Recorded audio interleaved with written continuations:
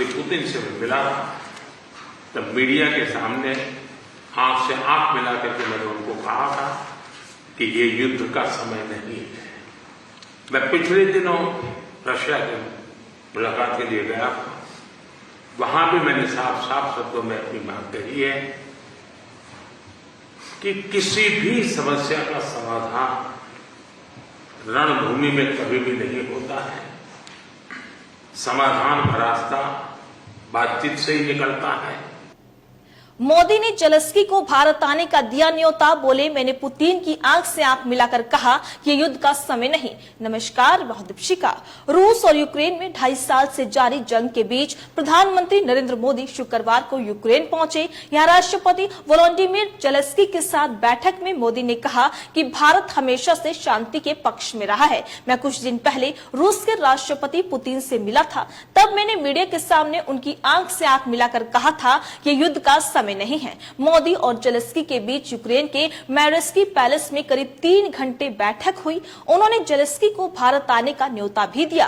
बैठक के बाद विदेश मंत्री एस जयशंकर ने पत्रकार वार्ता कर बताया कि दोनों नेताओं ने भारत के रूस से तेल खरीदने की भी बात की। वहीं जयशंकर ने कहा कि तेल खरीदी का फैसला मार्केट की हालात के हिसाब से लिया जाता है, इसके पीछे कोई राजनीतिक कारण नहीं है। इससे पहले मोदी जेलेंस्की के साथ यूक्रेन नेशनल म्यूजियम पहुंचे, जहां उन्होंने जंग में मारे गए बच्चों को श्रद्धांजलि भी दी। उन्होंने बच्चों के मेमोरियल पर डोल भी रखी। इससे पहले पीएम मोदी 21 और 22 अगस्त को 2 दिन के पोलैंड दौरे पर गए थे। यहां उन्होंने एक बार फिर यूक्रेन संकट का समाधान बातचीत के जरिए निकालने की बात कही थी। पीएम मोदी 22 अगस्त को देर रात एक स्पेशल ट्रेन से यूक्रेन के लिए रवाना हुए थे। वहीं यूक्रेन दौरा पूरा करने के बाद पीएम मोदी शुक्रवार शाम 7:30 पर कीव से पोलैंड के लिए रवाना हुए। वे यूक्रेन जाने वाले पहले भारतीय प्रधानमंत्री हैं। 1991 में सोवियत संघ के टूटने के बाद यूक्रेन का गठन हुआ था। तब से आज तक किसी भी भारतीय प्रधानमंत्री ने यूक्रेन का दौरा नहीं किया था। दोनों देशों के बीच 1992 में राजनयिक संबंध स्थापित हुए थे।